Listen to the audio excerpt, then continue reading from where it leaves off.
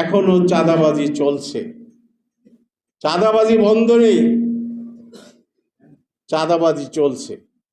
আমি আজকে একটা উবার ড্রাইভার আমাকে বলল, স্যার এতদিন তো শেখ মুজিবের চালা চামুন্ডারা খাইছে, এখন তো আজকে আমি শুনে অবাক হয়ে গেছি, আমার গা শিহরে উঠছে। এখন এই 24-এর মুক্তিযোদ্ধারা খাচ্ছে। আমি আশ্চর্য হয়ে গেলাম।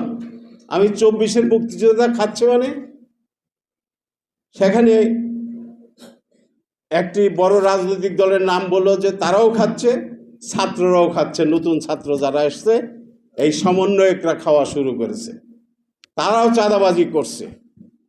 এই যে মতিঝিলের একটা ঘটনা দেখেন, কিভাবে সেখানে ঘটনাগুলো ঘটল।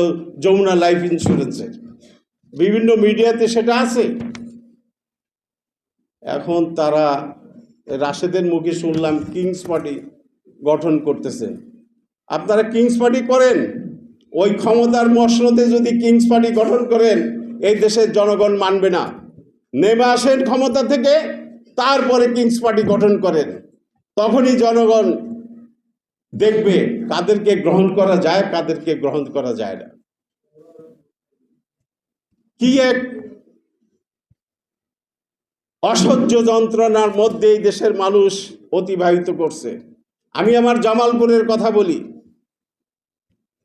জামালপুরে যারা লুটপাট করলো, চাঁদাবাজি করলো, তারা আবার বিজয় দিবসে যা বলে লুটপাটের বিরুদ্ধে, চাঁদাবাজির বিরুদ্ধে শপথ করতে হচ্ছে তাদেরকে। তারা শপথ করে নিলেন। কি ভালো মানুষ তারা, কি সৎ মানুষ। জামালপুর সদরের এই চিহ্ন আপনাদের সামনে উপস্থাপন করলাম। 13 কিলোমিটার লম্বা সেই বালুর ঘাট, এই ঘাটে কিভাবে চাঁদাবাজি হচ্ছে। 5 লাখ 7 লাখ প্রত্যেক ঘাটকে দিতেই হবে, না হলে ওখানে বালু ব্যবসা করতে দেবে না। কিন্তু সাধারণ মানুষ কিভাবে সেটা প্রতিহত করবে? একটি সংঘবদ্ধ, যারা এই চাঁদাবাজি করে তারা সংঘবদ্ধ গোষ্ঠী, কিভাবে করবে সেটা? পারত পুলিশ ঠেকাইতে, কিন্তু পুলিশের তো সেই অবস্থা নাই। তারা গত ফ্যাসিস্ট সরকারকে সহায়তা করতে গিয়ে তার মরালিটি ভেঙে গেছে। সে আর তার পুলিশের আদর্শিক জায়গায় নেই, যার জন্য চাঁদাবাজি বন্ধ হচ্ছে না, লুটপাট বন্ধ হচ্ছে না। এই লুটপাট কিভাবে বন্ধ হবে? আমাদেরকে সেটা বের করতে হবে।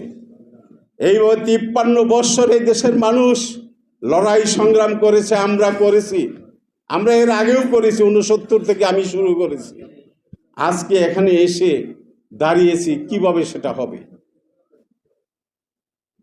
তারেক রহমান সাহেব ওনাদেরকে সঙ্গে মিলে আমরা 31 দফা করেছি। এটা একটা সংস্কার কর্মসূচি।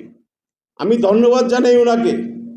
উনি খুব সুন্দর প্রাজ্ঞবান কথাবার্তা নিয়ে রাজনৈতিক মাঠে হাজির হয়েছেন। মানুষ তার উপরে অত্যন্ত খুশি। কিন্তু আর দলের যে কর্মীরা, উনি বলেছেন আপনারা পুলিশে দেন, কিন্তু পুলিশে কিভাবে দেব? একটা সংঘবদ্ধ দলের লোককে কোনোদিন সাধারণ পাবলিক পুলিশে দিতে পারে? কোনোদিন দিতে পারবে না। ওই দলকেই বন্ধ করতে হবে, আমাদেরকে বন্ধ করতে হবে। আমরা সব জায়গায় বলি আদর্শিক কর্মী ছাড়া আদর্শিক দল গড়ে ওঠে না।